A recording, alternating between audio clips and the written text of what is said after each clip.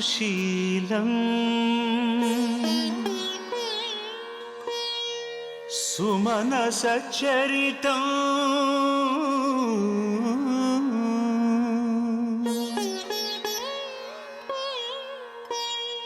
सुप्रेमवन्दितं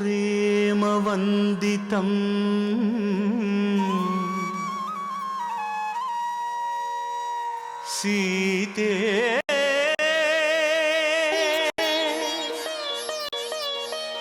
रामकथा हृदयम्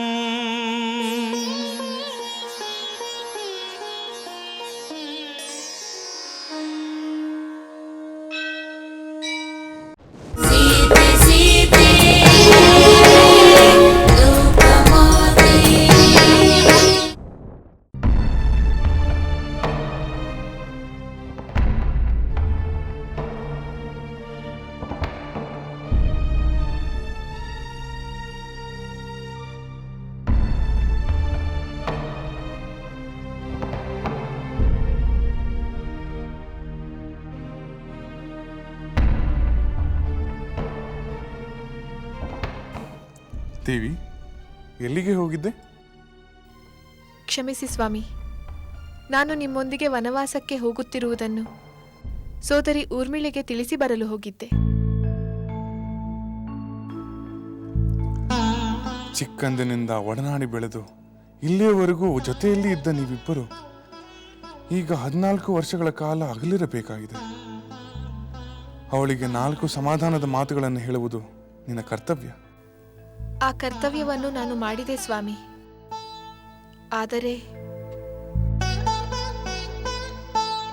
ಅವಳಿಗೆ ನನ್ನ ಅಗಲಿಕೆಗಿಂತ ಕಠಿಣವಾದ ದುಃಖವೊಂದು ಪ್ರಾಪ್ತವಾಗಿದೆ. ಅವಳ ದುಃಖವನ್ನು ನೀವು ಮಾತ್ರ ನಿವಾರಿಸಬಲ್ಲಿರಿ. ಅದು ನನ್ನಿಂದ ಸಾಧ್ಯವಾದರೆ ನಾನು ಖಂಡಿತವಾಗಿ ನಿವಾರಿಸುತ್ತೇನೆ. ಅವಳ ದುಃಖಕ್ಕೆ ಕಾರಣವೇನೆಂದು ಹೇಳು. ನಿಮ್ಮ ಪ್ರಿಯ ಸೋದರ ಲಕ್ಷ್ಮಣ ನಮ್ಮೊಂದಿಗೆ ವನವಾಸಕ್ಕೆ ಬರಲು ನಿರ್ಧರಿಸಿರುವನಂತೆ. ಹಾಗೇನಾದರೂ ಆದರೆ ಊರ್ಮಿಳೆಗೆ ಪತಿಯ ವಿಯೋಗದಿಂದ ದುಃಖವಾಗುವುದಿಲ್ಲವೇ? ಸ್ವಾಮಿ, ನೀವೇ ಲಕ್ಷ್ಮಣನಿಗೆ ಈ ನಿರ್ಧಾರದಿಂದ ದೂರ ಸರಿಯುವಂತೆ ಮಾಡಬೇಕು. ಇಲ್ಲ ದೇವಿ, ಅದು ನನ್ನಿಂದ ಸಾಧ್ಯವಿಲ್ಲ. ಏಕೆ ಏಕೆ ಸಾಧ್ಯವಿಲ್ಲ ಸ್ವಾಮಿ? ದೇವಿ, ನಿನ್ನಂತೆಯೇ ಲಕ್ಷ್ಮಣನು ಕೂಡ ನನ್ನನ್ನು ಪರಿಪರಿಯಾಗಿ ಬೇಡಿಕೊಂಡನು. ಎಷ್ಟು ಹೇಳಿದರೂ ಕೇಳಲಿಲ್ಲ. ಅವನದ್ದೇ ಆದ ತರ್ಕ ಧರ್ಮ ಸೂಕ್ಷ್ಮಗಳನ್ನು ಮುಂದೆ ಮಾಡಿದ. ಅನ್ಯ ಮಾರ್ಗವಿಲ್ಲದೆ ನಾನು ಅವನಿಗೆ ಒಪ್ಪಿಗೆ ನೀಡಲೇಬೇಕಾಯಿತು. ಏನು, ಈಗಾಗಲೇ ಒಪ್ಪಿಗೆಯನ್ನು ನೀಡಿಬಿಟ್ಟಿರಾ? ಹೌದು ದೇವಿ, ಈಗಾಗಲೇ ಅವನು ತನ್ನ ಮಾತೆಯ ಅನುಮತಿಯನ್ನು ಪಡೆಯಲು ಹೋಗಿದ್ದಾನೆ.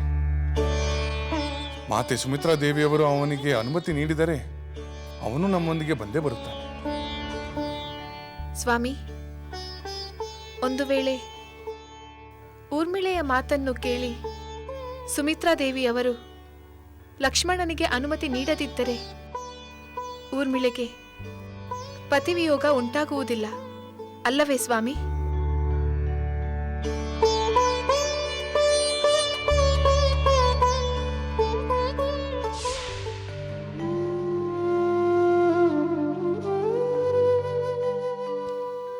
ಊರ್ಮಿಳೆ, ಸ್ವಾಮಿ, ನಾನು ರಾಮನೊಂದಿಗೆ ವನವಾಸಕ್ಕೆ ಹೋಗುತ್ತಿದ್ದೇನೆ. ಅವನು ಅದಕ್ಕೆ ಒಪ್ಪಿಗೆ ನೀಡಿಯಾಯಿತು. ಮಾತೆಯವರು ಅದಕ್ಕೆ ಅನುಮತಿ ನೀಡಿದ್ದಾಯಿತು. ಇನ್ನು ನಾನು ವನವಾಸಕ್ಕೆ ಹೋಗಲು ಯಾರ ನಿರ್ಬಂಧವೂ ಇಲ್ಲ. ಸ್ವಾಮಿ, ನಿಮ್ಮ ತಂದೆಯವರ ಅನುಮತಿ ಪಡೆಯುವುದಿಲ್ಲವೇ? ಇಲ್ಲ, ಖಂಡಿತ ನಾನು ಅವರ ಅನುಮತಿಯನ್ನು ಪಡೆಯುವುದಿಲ್ಲ. ವನವಾಸಕ್ಕೆ ಹೋಗುವ ಮೊದಲು ಅವರ ಆಶೀರ್ವಾದ ಪಡೆಯುವ ಆಕಾಂಕ್ಷೆಯೂ ನನಗಿಲ್ಲ. ನನಗೆ ಅಗತ್ಯವಾದದ್ದು ರಾಮಚಂದ್ರನ ಒಪ್ಪಿಗೆ ಹಾಗೂ ಮಾತೆಯವರ ಅನುಮತಿ. ಈಗ ಅವೆರಡೂ ದೊರಕಿದ್ದಾಯಿತು. ಇನ್ಯಾರ ಗೊಡವೆಯೂ ನನಗಿಲ್ಲ. ನನ್ನ ಅನುಮತಿ ಪಡೆಯಬೇಕೆಂಬ ಅರಿವೇ ಇಲ್ಲದವರಿಗೆ ನನ್ನ ಅಂತರಂಗದ ಕೋಲಾಹಲ ಹೇಗೆ ಅರ್ಥವಾಗುತ್ತದೆ?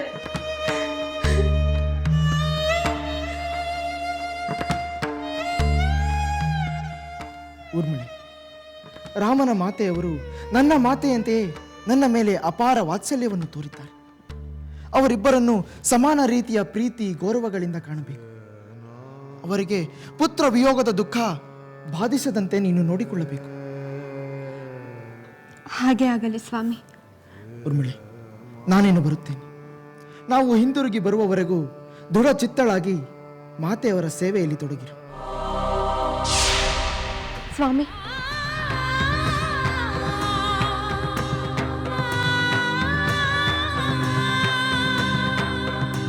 ಧೈರ್ಯವಾಗಿ ನಾನಿನ್ನು ಬರುತ್ತೇನೆ.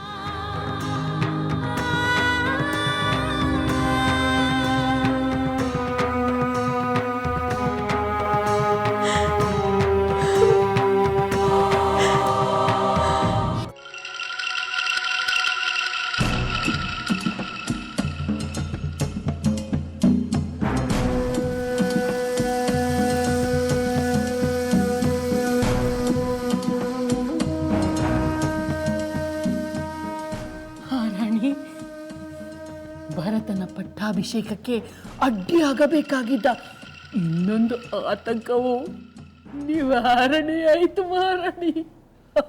ಹೌದೇ? ಅದೇನೆಂದು ಬೇಗ ಹೇಳು. ಹೇಳುತ್ತೇನೆ ಮಹಾರಾಣಿ. ಮೊದಲು ಪಾನೀಯವನ್ನು ಸ್ವೀಕರಿಸಿ. ಮಂಥರೆ, ಮೊದಲು ಅದೇನೆಂದು ಹೇಳು, ನಂತರ ಈ ಪಾನೀಯ. ಸುಮಿತ್ರಾನಂದನ ಆ ಲಕ್ಷ್ಮಣ ನಮ್ಮ ಭರತನಿಗೆ ಪಟ್ಟಾಭಿಷೇಕವೆಂದು ತಿಳಿದಾಗ ಎಷ್ಟೊಂದು ಆಕ್ರೋಶಗೊಂಡನೆಂಬುದು ನಿಮಗೂ ಗೊತ್ತಿದೆ. ತನ್ನ ತಂದೆಯನ್ನೇ ಸೆರೆಮನೆಗೆ ದೂಡಿ ರಾಮನಿಗೆ ಪಟ್ಟ ಕಟ್ಟುತ್ತೇನೆಂದು ಹೇಳಿದ ಎಂದು ನಾವು ನಮ್ಮ ಸಖಿಯರಿಂದ ಕೇಳಿ ತಿಳಿದಿದ್ದೇವೆ.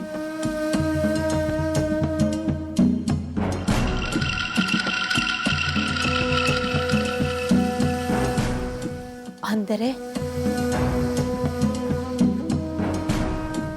ಕೋಪಿಷ್ಠನಾದ ಲಕ್ಷ್ಮಣ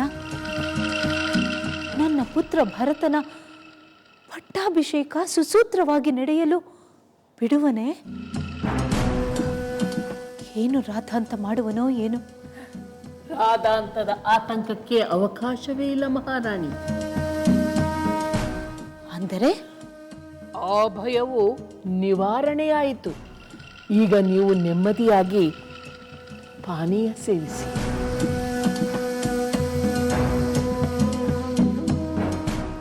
ಈಗ ಹೇಳು, ಏನಾಯಿತೆಂದು.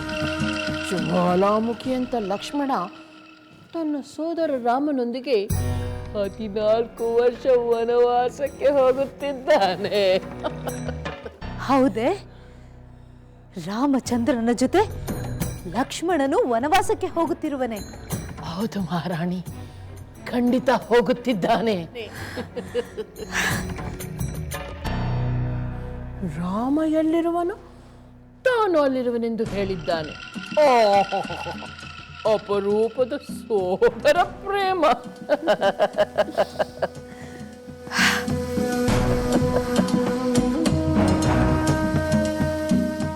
ಹೋದರೆ ಹೋಗಲಿ ಬಿಡು. ನಮಗೆ ಅಡ್ಡವಾಗಿದ್ದ ದಾರಿಯ ಮುಳ್ಳೊಂದು ತೊಲಗಿ ಹೋಯಿತೆಂದು ಆನಂದ ಪಡೋಣ. ಹೌದು ಮಹಾರಾಣಿ, ಆನಂದ ಪಡಲೇಬೇಕು. ಆನಂದದ ಒಂದೊಂದೇ ಸೋಪಾನವೇರಿ ನಮ್ಮ ಭರತನ ಪಟ್ಟಾಭಿಷೇಕವಾದ ನಂತರ ಪರಮಾನಂದದಲ್ಲಿ ತೇಲಿ ಹೋಗಬೇಕು.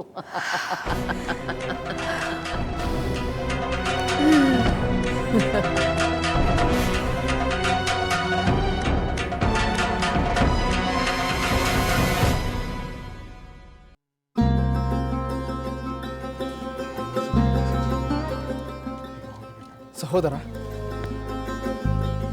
ಬಾ ಲಕ್ಷ್ಮಣ. ನನ್ನ ಮಾತೆಯವರು ನನಗೆ ಅನುಮತಿಯನ್ನು ನೀಡಿದರು. ನಿನ್ನೊಂದಿಗೆ ವನವಾಸಕ್ಕೆ ಹೋಗಲು ಆಶೀರ್ವಾದ ಮಾಡಿದರು.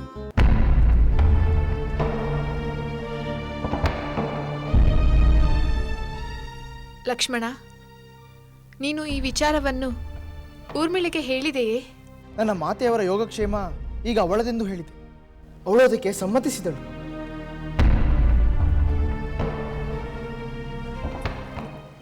ಬೇಸರವೇಕೆ ದೇವಿ?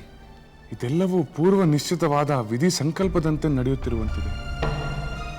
ಅದನ್ನು ಮೀರಿ ನಡೆಯುವುದು ನಮ್ಮಿಂದ ಸಾಧ್ಯವೇ? ಇದು ವಿಧಿ ಸಂಕಲ್ಪವಲ್ಲ, ದುಷ್ಟರ ಕುತಂತ್ರ. ಲಕ್ಷ್ಮಣ, ಅನಗತ್ಯ ಅಸಮಾಧಾನ ಸಲ್ಲದು. ಹೋಗು. ನಮ್ಮ ಅರಣ್ಯ ಪ್ರಯಾಣಕ್ಕೆ ಮೊದಲು ಹೇಳಬೇಕಾದವರಿಗೆಲ್ಲ ಹೇಳಿ ಬಾ. ಹೋಗು. ಲಕ್ಷ್ಮಣ, ಮತ್ತೊಂದು ವಿಷಯ. ಜನಕ ಮಹಾರಾಜರು ನಡೆಸಿದ ಮಹಾಯಜ್ಞದ ಸಮಯದಲ್ಲಿ ಸುಪ್ರೀತನಾದ ವರುಣ ಘನವಾದ 2 ಧನುಸ್ಸುಗಳನ್ನು ನೀಡಿದ. ಅಭೇದ್ಯವಾದ 2 ಕವಚಗಳನ್ನು, ದಿವ್ಯವಾದ ಅಕ್ಷಯ ಬಾಣಗಳನ್ನುಳ್ಳ 2 ಬತ್ತಳಿಕೆಗಳನ್ನು, ಸೂರ್ಯನ ಕಿರಣಗಳಂತೆ ಥಳಥಳಿಸುವ ಚಿನ್ನದ ಹಿಡಿಗಳಿಂದ ಕೂಡಿದ 2 ಖಡ್ಗಗಳನ್ನು ಜನಕ ಮಹಾರಾಜರಿಗೆ ನೀಡಿದ. ಅವುಗಳನ್ನು ಜನಕ ಮಹಾರಾಜರು ವಿವಾಹದ ಸಮಯದಲ್ಲಿ ನನಗೆ ಬಳುವಳಿಯಾಗಿ ಕೊಟ್ಟಿದ್ದರು. ಅವುಗಳು ಈಗ ನಮ್ಮ ಕುಲಗುರುಗಳಾದ ವಸಿಷ್ಠರ ಬಳಿ ಇದೆ. ಆ ಆಯುಧಗಳನ್ನು ನೀನು ಹೋಗಿ ತೆಗೆದುಕೊಂಡು ಬಾ ಲಕ್ಷ್ಮಣ. ಆಗಲಿ ಸಹೋದರ, ಈಗಲೇ ತರುತ್ತೆ. ಲಕ್ಷ್ಮಣ, ಮತ್ತೊಂದು ವಿಷಯ. ನನ್ನ ಸಕಲ ಐಶ್ವರ್ಯವನ್ನು ನಿನ್ನೊಂದಿಗೆ ಬ್ರಾಹ್ಮಣರಿಗೂ ತಪಸ್ವಿಗಳಿಗೂ ದಾನ ಮಾಡಲು ಬಯಸುತ್ತೇನೆ. ಭ್ರಾತೃ ವರ್ಗದವರಿಗೂ ನನ್ನ ಸಂಪತ್ತನ್ನು ವಿನಿಯೋಗಿಸುತ್ತೇನೆ. ದ್ವಿಜ ಶ್ರೇಷ್ಠರಾದ ವಸಿಷ್ಠರ ಸುಪುತ್ರ ಸುಯಜ್ಞನನ್ನು ಕರೆದುಕೊಂಡು ಬಾ. ಅವರೆಲ್ಲರ ಆಶೀರ್ವಾದವನ್ನು ಪಡೆದು ನಾವು ವನವಾಸಕ್ಕೆ ಹೊರಡೋಣ. ಹಾಗೆ ಆಗಲಿ. ನಾನು ವಸಿಷ್ಠ ಪುತ್ರನನ್ನು ಕರೆತರುತ್ತೇನೆ.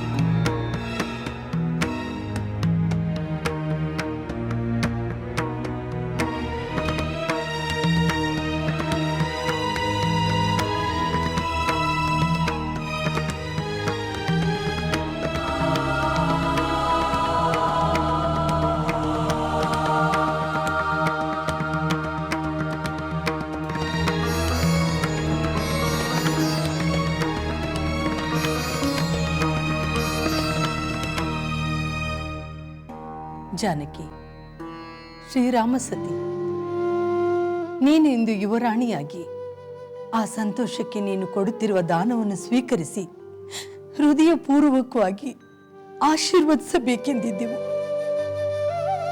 ಆದರೆ ಅರಮನೆಯ ಸಕಲ ಸುಖ ವೈಭೋಗವನ್ನು ತ್ಯಜಿಸಿ ಸಾಮಾನ್ಯರಂತೆ 14 ವರ್ಷ ವನವಾಸಕ್ಕೆ ಹೊರಟಿರುವ ನಿನ್ನಿಂದ ಈ ದಾನವನ್ನು ಸ್ವೀಕರಿಸುವುದು ಅತ್ಯಂತ ದುಃಖದಾಯಕವಾಗಿದೆ. ಈ ನೋವಿನ ಸಂದರ್ಭದಲ್ಲಿ ಯಾವ ರೀತಿ ನಾವು ಆಶೀರ್ವಾದ ಮಾಡಬೇಕೆಂಬುದೇ ನಮಗೆ ತೋಚುತ್ತಿಲ್ಲ. ಬೇಸರ ಮಾಡಿಕೊಳ್ಳಬೇಡಿ. ನಿಮ್ಮ ಪ್ರೀತಿಯ ಅಭಿಮಾನಗಳಿಗೆ ನಾನು ಋಣಿಯಾಗಿದ್ದೇನೆ. ಆದರೆ ನನಗೆ ದುಃಖವಿಲ್ಲ. ಪತಿಯೊಡನೆ ಅರಣ್ಯಕ್ಕೆ ಹೊರಟಿದ್ದೇನೆ. ಸದಾ ನನ್ನ ಪತಿ ಸನ್ನಿಧಾನದಲ್ಲಿ ಇರುವಂತೆ ಆಶೀರ್ವಾದ ಮಾಡಿ. ಅದೇ ನನಗೆ ಶ್ರೇಯಸ್ಕರ. ಪತಿ ಸೇವಾ ಭಾಗ್ಯ ಸದಾ ನಿನ್ನದಾಗಿರಲಿ. ಅರಣ್ಯವಾಸ ಸುಖವಾಗಿ ಕಳೆಯಲಿ. ಶ್ರೀರಾಮ ಸಹಿತವಾಗಿ ಮತ್ತೆ ಇದೇ ಅಯೋಧ್ಯೆಯನ್ನು ಬಹು ಬೇಗನೆ ನೀನು ನೋಡುವಂತಾಗಲಿ. ಕೃತಾರ್ಥಳಾದೆ.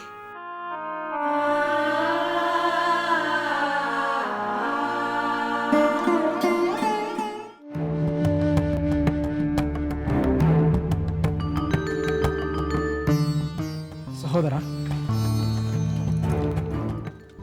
ಬ್ರಹ್ಮರ್ಷಿ ವಸಿಷ್ಠರ ಸುಪುತ್ರರಾದ ತಪೋಧನ ಸುಯಜ್ಞ ಮಹಾಮುನಿಗಳಿಗೆ ನನ್ನ ನಮಸ್ಕಾರಗಳು. ದಶರಥ ಪುತ್ರ ಶ್ರೀರಾಮಚಂದ್ರ, ಶುಭಮಸ್ತು. ಇಂದಿನ ನಿನ್ನ ಯುವರಾಜ್ಯಾಭಿಷೇಕದ ಶುಭ ಸಂದರ್ಭದಲ್ಲಿ ದಾನ ಸ್ವೀಕರಿಸುವುದು ನನ್ನ ಸೌಭಾಗ್ಯ. ಇಂದು ನಿನ್ನ ಈ ಯುವರಾಜ ಪಟ್ಟಾಭಿಷೇಕವು ನಾ ಭೂತೋ ನಾ ಭವಿಷ್ಯತಿ ಎಂದು ಕಾಣುತ್ತದೆ.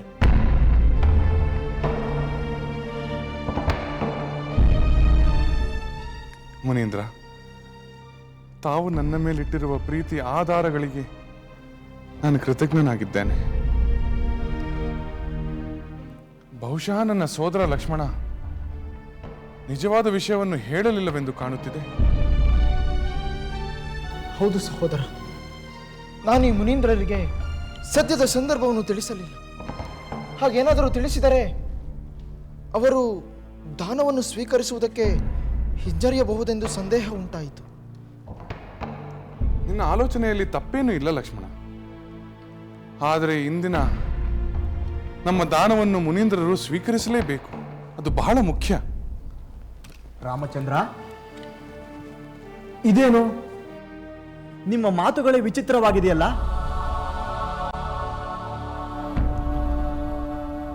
ಕ್ಷಮಿಸಿ ಮುನೀಂದ್ರರೇ, ತಾವು ಅಂದುಕೊಂಡ ಹಾಗೆ ಇಂದಿನ ನನ್ನ ಯುವರಾಜ್ಯಾಭಿಷೇಕ ನಡೆಯುತ್ತಿಲ್ಲ. ಏನು, ಯುವರಾಜ ಪಟ್ಟಾಭಿಷೇಕವು ನಡೆಯುತ್ತಿಲ್ಲವೇ? ಇಡೀ ನಗರವೇ ಹಸಿರು ತೋರಣಗಳಿಂದ ಕಂಗೊಳಿಸುತ್ತಿದೆ. ಹಲವು ಅಲಂಕಾರಗಳಿಂದ ಅಯೋಧ್ಯೆಯು ಸಿಂಗಾರಗೊಂಡಿದೆ. ಇವೆಲ್ಲವೂ ಯುವರಾಜ ಪಟ್ಟಾಭಿಷೇಕದ ಸಿದ್ಧತೆಯಲ್ಲವೇ?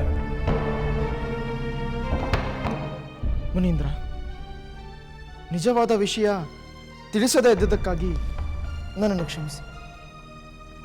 ನನ್ನ ಪ್ರಿಯ ಸಹೋದರ ಶ್ರೀ ರಾಮಚಂದ್ರನ ಪಟ್ಟಾಭಿಷೇಕ ನಿಜವಾಗಿಯೂ ನಡೆಯುತ್ತಿಲ್ಲ. ಏಕೆ? ಏನು ಕಾರಣ? ಏನಾಯ್ತು ರಾಮಚಂದ್ರ? ಮುನೀಂದ್ರ, ದಯವಿಟ್ಟು ಉದ್ವಿಗ್ನರಾಗಬೇಡಿ. ಮಾತೆ ಕೈಕೇಯಿ ದೇವಿಯವರ ಅಪೇಕ್ಷೆಯಂತೆ ತಂದೆಯವರು ನನ್ನ ಸೋದರ ಭರತನಿಗೆ ಯುವರಾಜ ಪದವಿಯನ್ನು, ನನಗೆ 14 ವರ್ಷಗಳ ಕಾಲ ವನವಾಸವನ್ನು ವಿಧಿಸಿದ್ದಾರೆ. ನಾನು ನನ್ನ ಸೋದರ ಲಕ್ಷ್ಮಣ ಹಾಗೂ ಪತ್ನಿ ಸೀತೆಯೊಂದಿಗೆ ವನವಾಸಕ್ಕೆ ಹೊರಟಿದ್ದೇನೆ. ಅದಕ್ಕಾಗಿ ನಾನು ನನ್ನ ಸಕಲ ಸಂಪತ್ತನ್ನು ದಾನವಾಗಿ ನೀಡಬೇಕೆಂದುಕೊಂಡಿದ್ದೇನೆ. ಆ ಉದ್ದೇಶದಿಂದಲೇ ನಾನು ತಮ್ಮನ್ನು ಇಲ್ಲಿಗೆ ಕರೆಸಿಕೊಂಡೆ. ಛೇ, ಎಂತಹ ವಿಪರ್ಯಾಸ! ಪುರುಷೋತ್ತಮ ರಾಮಚಂದ್ರನ ಪಟ್ಟಾಭಿಷೇಕದ ಶುಭ ಸಂದರ್ಭದಲ್ಲಿ ದಾನವನ್ನು ಸ್ವೀಕರಿಸಲು ಬಂದೆ. ಆದರೆ ಈಗ ನಿನ್ನ ವನವಾಸದ ನಿಮಿತ್ತ ಹೇಗೆ ನಾನು ದಾನವನ್ನು ಸ್ವೀಕರಿಸಲಿ? ಯಾವ ಮಾತುಗಳಿಂದ ನಿನ್ನನ್ನು ಆಶೀರ್ವದಿಸಲಿ ರಾಮಚಂದ್ರ? ಯಾವ ಮಾತುಗಳಿಂದ ನಿನ್ನನ್ನು ಆಶೀರ್ವದಿಸಲಿ? ಹೇಗೆ ಆಶೀರ್ವದಿಸಲಿ?